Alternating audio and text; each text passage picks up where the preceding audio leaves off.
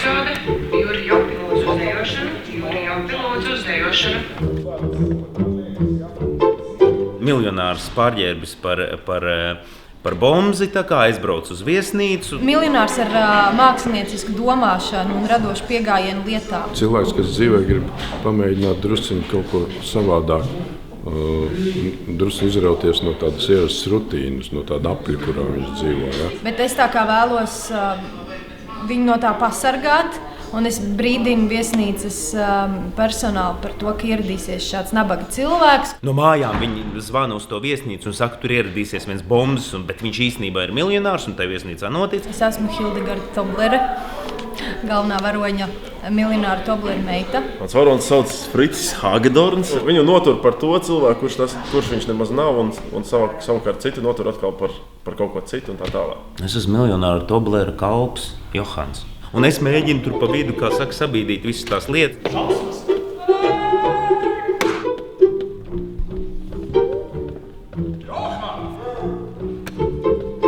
Man jau liekas, ka viņš ir pa daudz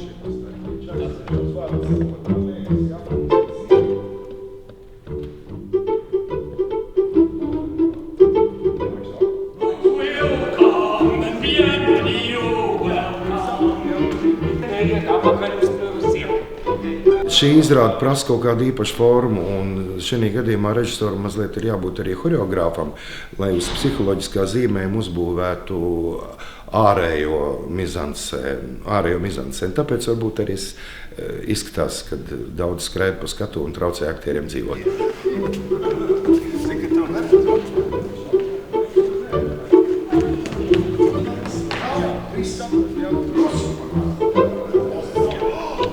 Kāpēc pasaku? Varbūt tāpēc, ka tās lietas, kas ir svarīgas Kestneram, pieņemsim, vīriešu draudzība, mīlestības starp vīrieti un sievieti šeit ir attēlotas tik ideālā formā, kādas, diemžēl, nepārāk bieži ir sastopams dzīvē. Man gribas tev vilkt kaut kādas paralēlas ar Blaumanu, bezmazliet skrodēdienām silmačos. Arī tāds, it kā viss ir labi, viss labi beidzas, labi cilvēki, ļaunie nav tik ļauni, lai viņi būtu briesmīgi.